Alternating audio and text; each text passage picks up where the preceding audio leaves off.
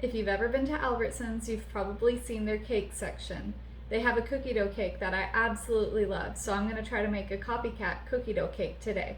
I'm using boxed cake mix, but I'm going to doctor it up a little bit. So I'm going to go ahead and dump this in there, just the cake mix.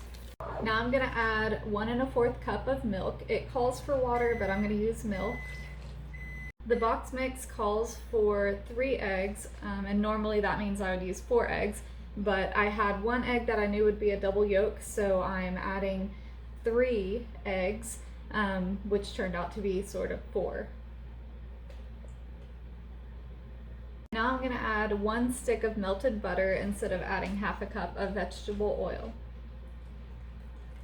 Now I'm just going to mix all of that up.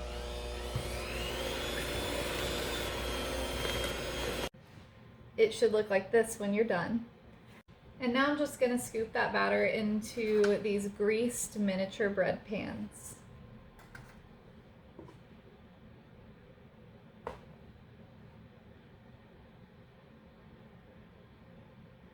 There was more batter than I expected, so I pulled out one of my other mini loaf pans and I filled up 3 of the little sections.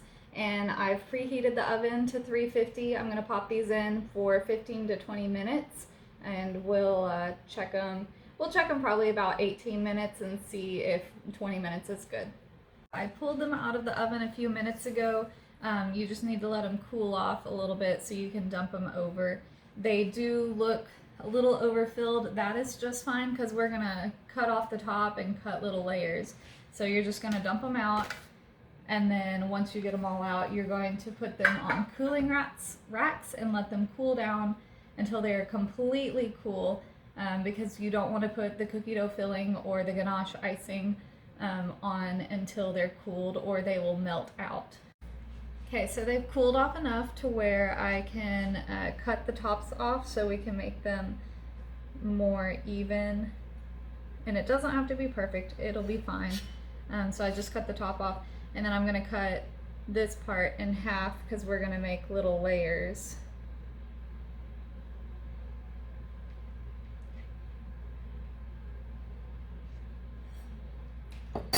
And so now we've got 2 pieces, and then I'm just going to go put them back on the cooling rack because they're still a tiny bit warm, and I want to make sure they're completely cooled before I put the cookie dough and the ganache on. While those are cooling the rest of the way, I'm going to start making the cookie dough. It is eggless, in case you're wondering. I got a little impatient and I popped the butter in the microwave. You're just supposed to use soft butter, but this will be okay. I've done it before where I accidentally sort of melted a little bit of the butter. It's just fine. So we're gonna do 1 stick of butter, and then we're gonna do a 1/4 cup of sugar, and then a 1/2 cup of brown sugar, and then you're going to whisk that up until it's all smooth and combined.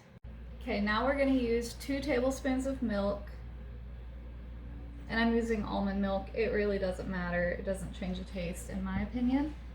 And then we're going to use 1 teaspoon of vanilla, and then you're going to keep whisking that. And now we're going to add 1 cup of flour, and then a 1/2 teaspoon of salt. And I have switched from my whisk to my stirring spatula, and I'm just gonna stir that up until it is all mixed and there is no flaky flour left visible. Okay, I've got the flour stirred in. It looks like this, and now I'm going to add 1/2 cup of miniature chocolate chips. You can add more if you want. I'm going to add them to the top of the cakes once it's finished. Now I'm going to whip up a cup of whipped cream. You're going to whip it up until it forms some stiff peaks. Alright, I've whipped it until it has stiff peaks. It looks like this. You can see that it's not dripping off of the mixer anymore. Now we're gonna dump in our cookie dough and fold it into the whipped cream until everything is incorporated, and then it'll be time to smooth it onto the cakes. Once you get it all folded in, it should look like this, and now we're going to spread it onto the cakes and make little layers. Okay, so I've got me a little spreading spatula. I'm gonna put it on here, and I don't really want to overfill it because when I put the top on, it might spread out over the sides. So we're gonna do a little tester and do it that way, and then I'm gonna go grab the top. I had to go across the kitchen and grab the top. So I'm gonna pop the little top on here and see. I think I can probably fill it a little bit more. It's not overflowing.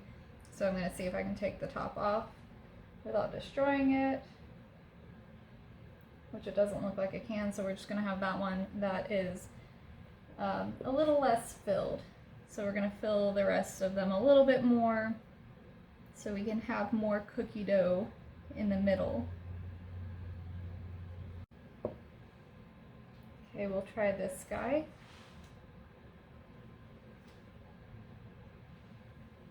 And I think that one will be just fine.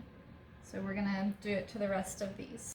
I've got them all filled with their little tops, and with the tops that I cut off, I made little whoopie pie type things because I don't like wasting stuff. I do have a little bit of the cookie dough left over. I've put it in the fridge, and then I'm gonna make little cookie dough balls to top them with. Now we're gonna make the ganache. To make the ganache, it's only 2 ingredients. You're gonna use 1 bag of chocolate chips. Usually I would use semi-sweet, but I only have milk, so I'm just gonna dump in the bag of the milk chocolate chips. And then we're gonna heat up 1 cup of heavy whipping cream for 1 to 2 minutes. You just want it nice and hot so it'll be able to melt the chocolate chips when you pour it on it. Okay, it took about 2 minutes for it to get warm enough, and I'm just gonna dump it over the chocolate chips. I'm gonna let it sit there for 5 minutes, and then to keep the heat in, I'm just gonna put some plastic wrap over it while it sits. So I've let it sit for a couple of minutes, and now I'm just going to stir it around until it is all nice and ganache-y. The chocolate has melted and it's just one consistent substance. So I've stirred it all up, and it's still pretty liquidy, so I'm gonna let it sit there and firm up just a little bit so I can spread it on top of the cakes a little bit easier. I've had the ganache in the fridge for a little bit to try to thicken it up, so I'm gonna see if now it's thick enough to put it on the little cake things. My piping bags are up there, so I don't really feel like getting up there right now. I'm gonna just use a Ziploc baggie.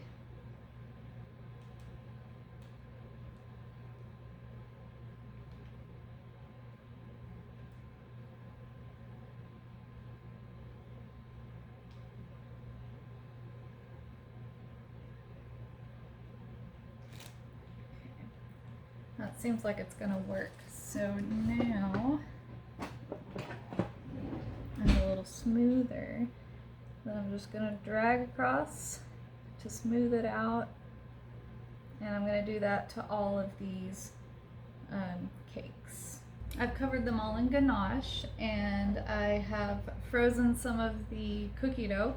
And I'm just gonna pop them on top of them and just have a little extra something on top of those. And here's the finished product. I'm thinking they're looking pretty tasty.